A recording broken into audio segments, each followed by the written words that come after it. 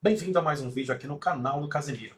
E hoje eu quero conversar contigo sobre qual a melhor opção para se adotar no Microsoft Exchange Online, a solução de correio hospedada em nuvem do Microsoft 365. A opção mais correta é adotar o grupo de distribuição, também chamado de lista de distribuição, ou adotar a famosa caixa de correio coletiva, também chamada de caixa coletiva, de shared mailbox, né? Vários nomes para o mesmo cenário. Eu vou mostrar a diferença para vocês, então vem comigo. Bom,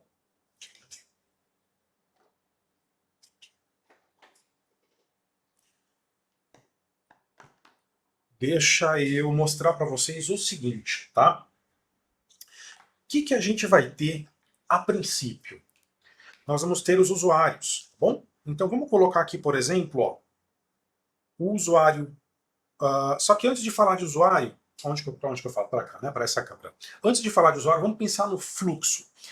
O que acontece quando uma pessoa manda um e-mail, tanto faz de dentro da empresa ou de fora da empresa, para uma lista de distribuição ou para um grupo de distribuição? Bem, a gente tem que saber que, independente se você está usando o Microsoft Exchange ou não, está usando um outro servidor de e-mail, o conceito, o protocolo é o mesmo. Então, quando você manda um e-mail em que o endereço de e-mail que você digitou ele é um grupo de distribuição, nada, nada menos vai ter ali do que uma instrução, e nessa instrução vão ter os membros, né? As pessoas que compõem aquele grupo.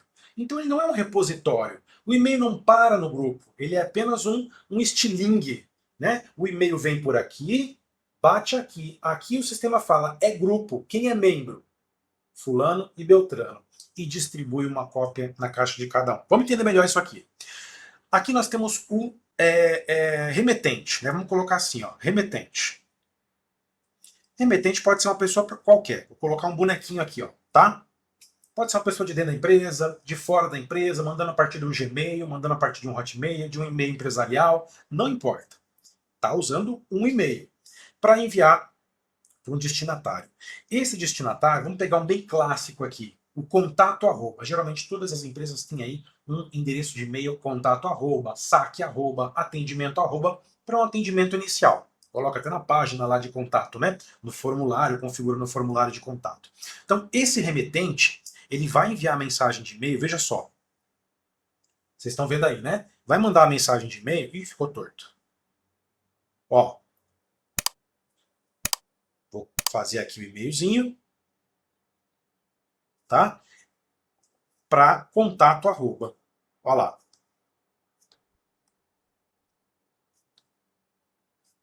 Contato arroba. O endereço de e-mail, ele nem vai saber o que é. Se é uma pessoa, se é uma caixa de correio de usuário, o que é isso aqui? Passar esse endereço para ele, ele vai usar, vai enviar o e-mail lá. Tá. Quando esse e-mail continuar trafegando e bater, chegar no destinatário, no sistema de e-mail de destinatário que recebe, uma checagem vai ser feita. Então, o próprio Exchange vai falar, epa, chegou alguma coisa aqui. Ah, mandaram para contato arroba. Deixa eu ver se eu tenho esse endereço aqui dentro da minha organização, Entra ID, Azure AD, Microsoft 365, Exchange, porque é tudo conectado. Ele vai detectar que sim, falar, opa, nós temos um contato arroba, hein? No nosso caso aqui, é claro que ainda prossegue o restante do endereço de e-mail, que é @visionsharetecnologia.com.br, que é o domínio, né? O que vem antes do arroba é o UPN, User Principal Name, nome de usuário principal. O que vem depois do arroba é o domínio. Isso monta o endereço de e-mail. A gente pode chamar também de SMTP, se é aquele mesmo PN que a pessoa usa para disparar os e-mails, responder e encaminhar, né? Saída de e-mail. Esse caso aqui é entrada, tá? Então, o Exchange ele vai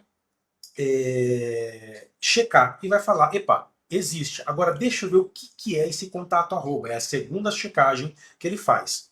Vai identificar que é um grupo de distribuição. Ó, vou colocar aqui GP ou L, grupo de distribuição, GD. Um GD ou um LD, uma lista de distribuição, que é a mesma coisa. Quando você ler ou ver ou ouvir grupo de distribuição ou lista de distribuição, é exatamente a mesma coisa, tá? Quando ele detecta que é um grupo de distribuição barra lista de distribuição, a terceira checagem que é feita é quem são os membros desse grupo de distribuição ou dessa lista de distribuição? Porque casa de mãe Joana tem que ter pelo menos Joana, certo? Só que se tiver só a Joana, ainda assim não faz sentido eu ter um grupo de distribuição ou lista de distribuição. Porque se eu mando um endereço para contato e esse endereço só cai, e esse e-mail só vai cair num grupo que só tem uma pessoa, poxa, é muito melhor eu pegar. Vou usar a brincadeira que eu fiz aqui da Joana, vou até usar outra caneta aqui, ó. Tá? Ó, digamos que esse usuário aqui seja a Joana, arroba. Se contato só responde para a Joana, para que eu vou criar uma GD e uma LD, que é ali uma estrutura, se eu poderia colocar apenas um aliase aqui? O Joana, arroba, o que acontece? Ele é um SMTP maiúsculo. SMTP maiúsculo. Ele também é um UPN. Lembra que eu falei? User Principal Name, é assim que ela loga no sistema, por isso que é User Principal Name, nome de usuário principal. E SMTP também, maiúsculo, isso aqui significa endereço de e-mail, de envio de e-mail principal. Porque ela usa o Joana arroba para enviar e-mail, para responder e-mail, para encaminhar e-mail. Então, saída de e-mail. Ok. Se contato vai responder apenas por Joana, eu poderia configurar, esse é o SMTP, certo? Maiúsculo. Eu poderia configurar um SMTP minúsculo, um SMTP também chamado de SMTP alias, ou aliase, tá? Tá para cá a câmera. Aliase, tá? Alias ou aliase, que seria um endereço de e-mail complementar. Bem, além de Joana, que é o principal, maiúsculo, eu teria um alias, complementar chamado contato. É só cadastrar esse endereço contato arroba como um SMTP alias complementar para a Joana, tá? E aí o que acontece? Resolveria. Por quê? Quando alguém enviasse e-mail para Joana arroba, batia na caixa da Joana. Quando alguém enviasse e-mail para contato arroba, como é um alias de Joana, bate na caixa da Joana do mesmo jeito. É a mesma caixa. Dois endereços entregando na mesma caixa, sendo um principal e outro secundário, um SMTP maiúsculo e um SMTP alias minúsculo. Mas não é isso que a gente quer. A gente tem mais pessoas respondendo por contato arroba. Aí sim justifica a criação de um grupo de distribuição ou lista de distribuição. Essa estrutura que agora se faz necessária, tá? Na criação desse grupo de distribuição, vou até fazer o seguinte, ó, vou colocar para cá, para a gente dar continuidade no espaço que a gente tem aqui, ó. A lousa é pequenininha, eu já estou adquirindo uma lousa maior, vou começar a brincar com esse formato aqui que eu acho legal também, tá? Não só lousa digital, mas lousa física eu acho que é bem legal para entender, fazer aqui nossas ideias, nossos brainstorms e tudo mais. Remetente mandou e-mail para contato arroba. Checou. Não é caixa de usuário, não é alias de usuário, é grupo de distribuição, é lista de distribuição. Ok. Terceira e próxima pergunta. Quem são os membros? Né? Aí a gente vai ter aqui como o usuário 1, tá? A gente vai ter aqui o usuário 1, tá? Vamos chamar de user 1, arroba. Usuário 1, arroba, tá? E também nós temos o usuário 2. Vou colocar só duas pessoas para simplificar a explicação aqui, tá? E o user 2. E os endereços de e-mail deles são assim, ó, user 1 arroba e user 2 arroba, para facilitar. Ó, vou colocar aqui para vocês verem que realmente ele bifurcou, tá? Ó, o cerne, a explicação do grupo de distribuição, ela consiste aqui, ó, na bifurcação, ó. A bifurcação tá aqui. Veio para cá e veio para cá. E isso é um grupo de distribuição. Isso aqui que eu expliquei em texto, tá explicado aqui em gráfico, tá? Para vocês. Estão vendo aí, né, na lozinha. Ok. Então, o que é que vai acontecer de fato quando esse e-mail chegar? Esse e-mail vai bater aqui, não vai ficar nada aqui, porque aqui é uma instrução, é um estilingue. É um cano em V, é um cotovelo ali, né, praticamente. Vai falar, opa, é grupo de distribuição. Quem são os membros? Ah, o usuário 1 e 2, a Amanda e o Pedro. Ok, então ele vai enviar esse e-mail que eu vou colocar aqui em cima para você. Ó. Digamos que ele tem 10 KB, para ficar fácil a soma também. KB, 10 kilobytes, um e-mail pequenininho, tá? Ele vai entregar um e-mail na caixa do user 1 com 10 KBs e ele vai entregar esse mesmo e-mail, ele vai ser uma cópia exata, tá? Desse mesmo e-mail na caixa de usuário do usuário 2, que é o user 2, com 10 KBs também. Na soma, se eu for envolver todo mundo, a gente tem que levar em consideração que nós temos 3 indivíduos aqui. Nós temos o remetente, aonde em sua caixa de itens enviados tem um e-mail de 10 kilobytes, então já soma ali, né? E nós temos 2 remetentes, porque o nosso grupo de distribuição contato tem 2 membros.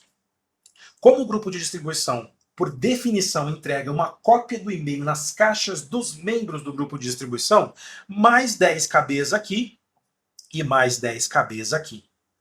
Então nós temos, na verdade, 30 KBs, né? Sendo que na organização, no destino, que é aqui, o destinatário, ou os destinatários, né? Porque é um grupo de distribuição, tem mais de um destinatário, nós já temos 20 KBs. Isso é porque eu tenho 2 pessoas. Imagina um grupo de distribuição com 15. Meu, vai distribuir uma cópia do e-mail de 10 KBs para cada uma das 15 pessoas.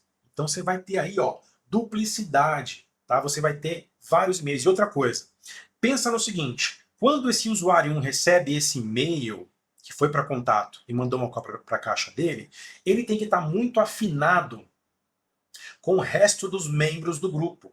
Porque ele vai receber na caixa dele e todo mundo vai receber um na sua caixa também.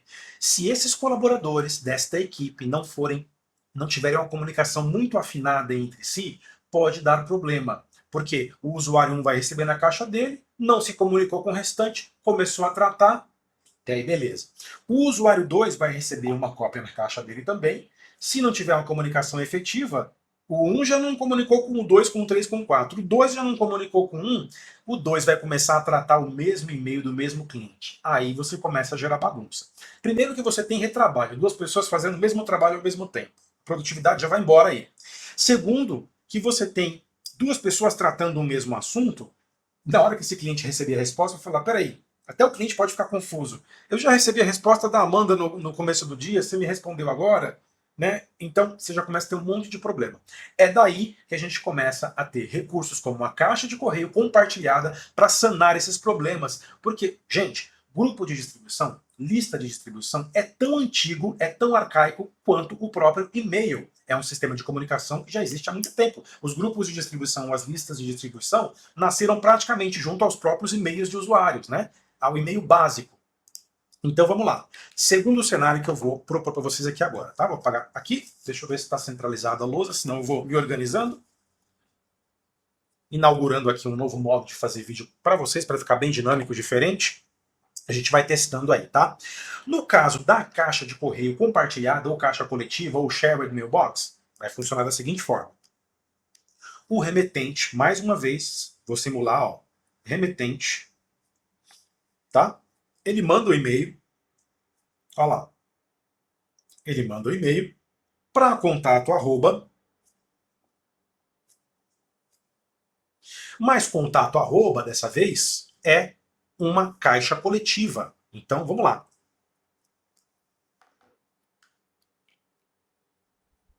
Vou tentar fazer aqui, tá? Aos pouquinhos eu vou melhorando no desenho aqui manual. Ó, digamos que seja uma caixa aqui, ó, de correio, tá? Vamos colocar assim, ó, caixa coletiva, que é um nome mais curtinho para poder caber aqui na lousa. Ó, coletiva. Tá bom? Caixa compartilhada, caixa coletiva, shared mailbox, tudo a mesma coisa. Gente, caixa coletiva, diferente de grupo de distribuição ou lista de distribuição, ela é um repositório. O grupo não. O grupo era uma instrução, né? O grupo é isso aqui, ó. Ó. E-mail veio, bateu aqui. Essa conexão é a instrução de opa, existe. Opa, é grupo de distribuição. Opa, os membros são usuário 1 e o usuário 2 entregou uma cópia aqui e uma cópia aqui. É só uma instrução, não ficou no meio do caminho o e-mail. Ele foi entregue nos destinatários, que são os membros do grupo.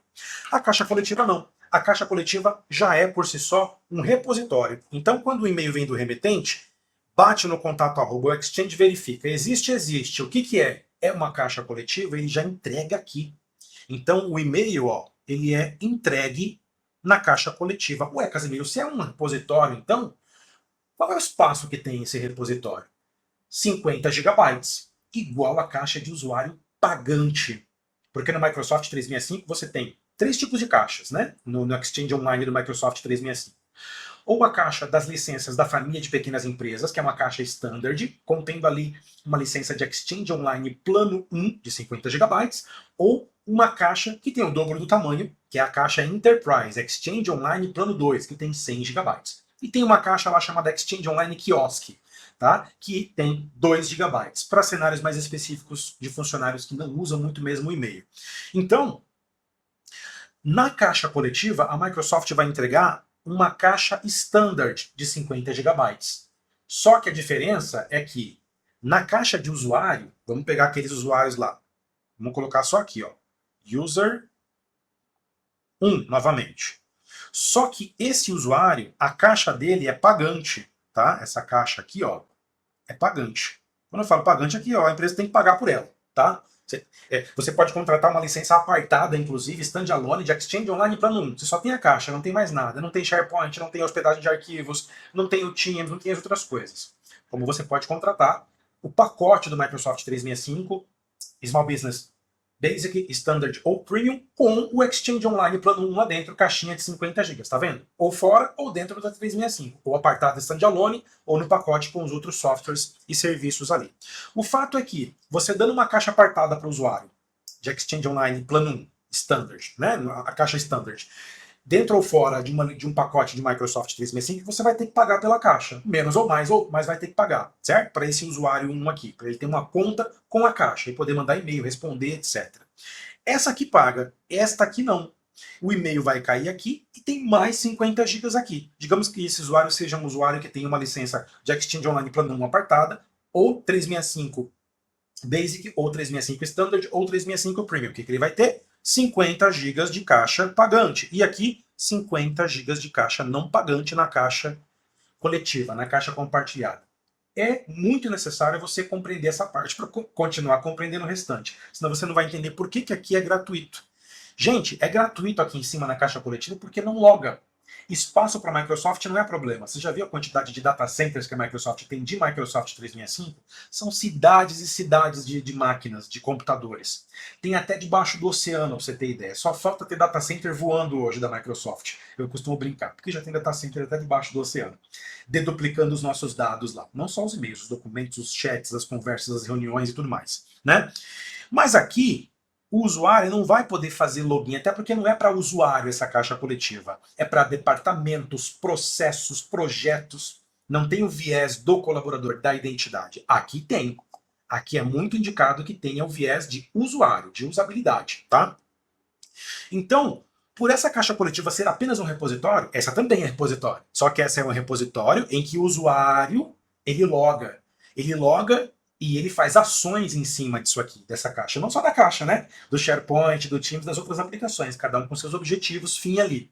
Aqui já não, é repositório e pronto. Ué, então para que ela, como ela é utilizada? Bem, a gente dá um acesso delegado de representante com o user 1 que tem a sua caixa pagante e as outras licenças dos outros produtos pagantes, ele vai acessar de forma delegada esse repositório chamado caixa coletiva, vai ver o que tem lá e vai ter algumas ações em cima disso. Visualizar o conteúdo, enviar em nome de e enviar como, que são os três tipos de permissão delegada que a gente pode dar em caixa coletiva.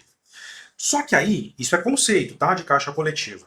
Nesse nosso cenário aqui, deixa eu apagar aqui, manter esse usuário 1 e manter, agora criar aqui de novo o user 2 para a gente ter exatamente o mesmo cenário que a gente estava trabalhando anteriormente.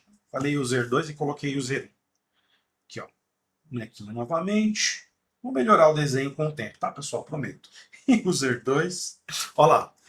Lembra que o grupo de distribuição batia no grupo e o grupo entregava uma cópia para cada caixa nominal? Aqui já é diferente. Aqui é repositório. O e-mail já é entregue aqui, uma única vez. Um único e-mail. E aí, esses usuários, quando configurados com os acessos delegados que eu informei para vocês, né, pelo menos o full access para ter acesso e visualizar o que está lá dentro da caixa, eles que vão acessar. Então, o caminho é inverso, tá? Vou até trocar de tinta aqui, ó. O caminho é inverso. É o usuário que acessa a caixa coletiva através dos acessos delegados. tá? Puxa, Casemiro, já tem uma grande vantagem aí. Uma caixa de 50 GB sem cobrar por ela. Sim, essa é a primeira grande vantagem. Segunda grande vantagem. Não tem e-mail duplicado, cópias de e-mail na montoeira de caixa dos membros. Estamos tratando de 2 como exemplo, mas imagine cenários com 30, que é mais comum. 10, 30, 15, 5, 7. Não vai ter uma cópia na caixa de entrada de cada um. Já matou o teu problema. Terceiro problema, que seria, que está resolvendo aqui no caso, que eu mencionei, inclusive, no cenário anterior de grupo de distribuição. Não vai ter a desconexão da comunicação de quem é que vai responder o e-mail que chegou do cliente X, chegou para todo mundo, quem é que responde, tem que ficar telefonando, tendo conversas paralelas, alternativas, para poder saber quem que pegou, quem que não pegou, quem que vai tratar, quem que não vai tratar. Aqui na caixa coletiva não existe isso, por quê? Uma vez que o usuário 1 acessa uma caixa, e esse usuário 2 e os próximos, que são os membros da caixa coletiva, eles também acessam a mesma caixa, todo mundo se enxerga ao mesmo tempo. Eu estou dizendo que, quando o e-mail bate aqui, esse usuário 1, ele vai olhar a caixa coletiva contato, ele vai ver o e-mail que caiu lá, de um cliente, de um fornecedor, de um parceiro ou até de um colaborador, e vai começar a tratar. Quando eu falo começar a tratar, é colocar uma etiqueta, colocar uma classificação, um acompanhamento, responder, encaminhar, qualquer tratativa de e-mail, tá? Quando esse usuário 1 começa a tratar, este e-mail, ele entra em rascunho para todo mundo, tá? Deixa eu colocar aqui, ó, um lapisinho, que é o ícone que tem lá de rascunho para vocês. Ele entra em rascunho. E todos os outros membros, nesse caso a gente está dando exemplo só esse usuário 2 aqui, quando entrar também na mesma caixa coletiva, vai falar, ih, rapaz, chegou um e-mail lá do cliente, deixa eu ver. Ih, rapaz, está em rascunho. Alguém já está tratando. Aí já resolve o terceiro problema, que é, já que alguém está tratando, eu vou tratar de otimizar o meu tempo e fazer outra coisa, porque já tem pessoal resolvendo lá. A bola já foi passada. Tá vendo como resolve? Várias questões, uma tecnologia nova. Casemiro, dá para eu saber quem é que está tratando? Infelizmente ainda não. Só dá para saber que está sendo tratado por outra pessoa. O que já é muito bom, o que já é muito melhor do que o grupo de distribuição. Seria muito interessante se desse para falar, ó, quem está lá é o usuário 1 respondendo, mas ainda não é possível, tá? Deixa o feedback para a Microsoft, tá? Vai no seu Outlookzinho, no seu Outlook Web, tem lá sempre a ferramenta de feedback. Ou vai no portal de feedback da Microsoft para o produto Outlook, né, que é o cliente do Exchange, é o cliente do Exchange, é a interface do usuário final, e deixa um feedback para a Microsoft para, de repente, ela tentar melhorar essa parte, tá? Então, você vê que a pessoa está fazendo ali, está tratando o e-mail, né? Uma outra coisa é que, se o e-mail não está sendo tratado, mas ele já foi pelo menos lido por alguém, ele vai ficar como um e-mail lido, igual na caixa do usuário. E-mail não lido fica em negrito. E-mail lido, ele já tem, fala, você pode entrar e falar, tá, ninguém respondeu, ninguém está tratando agora, não está em rascunho, mas opa, alguém já bateu o olho nesse e-mail aí. Então, quer dizer, vai resolver também questões no sentido de, nossa, eu não preciso ficar tão afobado de tentar ver que e-mail que é esse e responder na hora, porque alguém já deu uma passada de olho. Então não é uma coisa tão urgente, eu posso ir com mais calma, com mais tranquilidade. Tá? De repente até passar alguma coisa prioritária na frente hoje no meu dia a dia de trabalho. Tá bom? Bem, e assim você tem aí a caixa coletiva, sem contar que você pode responder em nome de contato também, é uma outra coisa. Quando você está mandando, tratando o e-mail, respondendo a todos ou encaminhando, você pode escolher se você quer responder enquanto contato, você fica mais distante, mais longe daquele remetente, você não se identifica, tá? Né? User 1 entrou, digamos que User 1 seja eu, Maurício Casemiro da Vision Share Tecnologia. Eu sou membro do contato @Vision Share Tecnologia, o que não é mentira, é verdade aqui na Vision Share Tecnologia. Eu entro lá, bato o olho e começo a responder o e-mail deste remetente, que digamos que é um cliente em potencial. Ok, no momento em que eu estou respondendo, antes de dar o enviar para responder de fato, eu escolho se eu quero aparecer para esse cliente na resposta como o departamento de contato, como a área de contato, ou se eu quero ficar mais próximo do cliente, dar minha cara a tapa, né? Ter um relacionamento mais próximo com esse cliente em potencial, e eu escolho responder enquanto Maurício Casemiro, enquanto usuário que é membro da caixa coletiva, tá? Do mesmo jeito que o usuário 2 pode fazer isso também, tá? Dúvida que surge, Casemiro, os e-mails enviados de uma caixa coletiva fica na pasta de itens enviados da caixa coletiva. Antigamente não, agora a Microsoft já está reproduzindo esse cenário, tá? Para cenários mais recentes, para quem está com tudo atualizado no Microsoft 365, habilitou as atualizações mais recentes do servidor, dos clientes que são softwares, né, de desktop Windows, do próprio Windows, do Mac, já é possível você ter os e-mails enviados na pasta de itens enviados da caixa coletiva e não na pasta de itens enviados da user mailbox do usuário, que é muito bom, porque mantém também um trabalho de histórico do que foi feito no lugar onde todo mundo se encontra, que é na caixa coletiva e não na individualidade. Até porque o user 1 não vai ter acesso à pasta de itens enviados do user 2. É individual, tá certo? Bem, eu espero que eu tenha ajudado você, tá? Nessa dúvida, verifica aí se você gostou desse modelo de aula com a luzinha física aqui. Depois eu vou trazer outra lousa maior para a gente ter um espaço aqui. Vou continuar trazendo os mesmos formatos que já tenho trabalhado, lousa digital, etc., webcam. Se for folhear algum livro, eu mostro nessa câmera que é mais superior aqui. Deixa aí nos comentários se você gostou, quer ver algum tema de Exchange, de Microsoft 365, de ecossistema Microsoft ou Apple, qualquer coisa, né, de tecnologia, negócios. Deixa aqui nos comentários, tá bom? Se quiser implementar o Microsoft 365, migrar e-mail, migrar documentos, implementar o Microsoft Teams para suas reuniões online, enfim, Power BI, Copilot, inteligência artificial da Microsoft, GPT da Microsoft, pode falar comigo.